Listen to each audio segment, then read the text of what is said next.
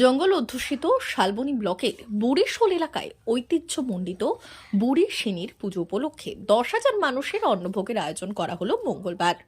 মূলত পৌষ সংক্রান্তি বা মকর সংক্রান্তি উপলক্ষেই সংক্রান্তির দুদিন পর শতবর্ষ প্রাচীন এই বনদেবীর পুজো হয়ে আসছে বহু বছর ধরে। কৃষিভিত্তিক ও গ্রামীণ সমাজে জঙ্গলের মাঝে এই বনদেবীর পুজো করা হয়ে থাকে। জঙ্গলমহলের প্রায় 15 থেকে 20,000 মানুষের সমাগম হয় এই পুজো উপলক্ষে। অন্নভোগ গ্রহণ করেন প্রায় 10,000 মানুষ। পুজো উদ্যোক্তাদের তরফে গ্রামীণ চিকিৎসক হারাধন দুয়ারি জানিয়েছেন, সাধারণ মানুষের স্বতঃস্ফূর্ত সহযোগিতা এবং উপস্থিতিতেই এই বিশাল আয়োজন করা হয়। পুজোতে মা বুড়ি সিনিকে ক্ষীরভোগ দেওয়া হয়। এছাড়াও যারা মানত করেন তাদের মনস্কামনা পূরণ হলে মোরগ কিংবা পাঁঠা বলি দেন। আজকে আমাদের এই বুড়িশোল গ্রামে বনদেবী মা বুড়ি সিনির পুজো অর্চনা হচ্ছে। আমরা সেখানে উপস্থিত হয়েছি এবং এটা প্রায় অন্তত 50-60 বছর ধরে এই বনদেবীর পুজো চলে আসছে। উপস্থিত হয় প্রায় 15-20 হাজার মানুষের সমাগম হয়।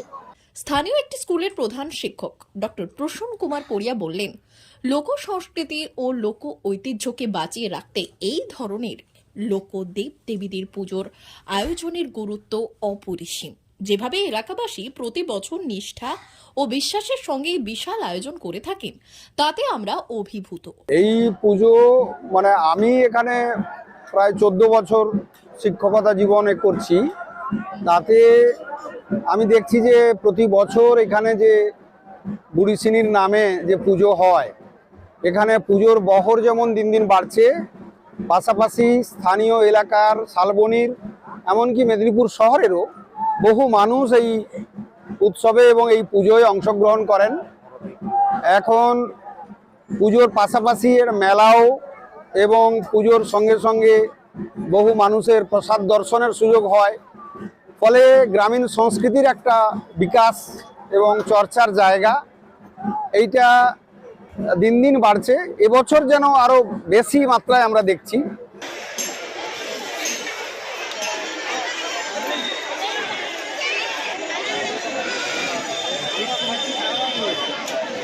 D news, বুড়িশোল।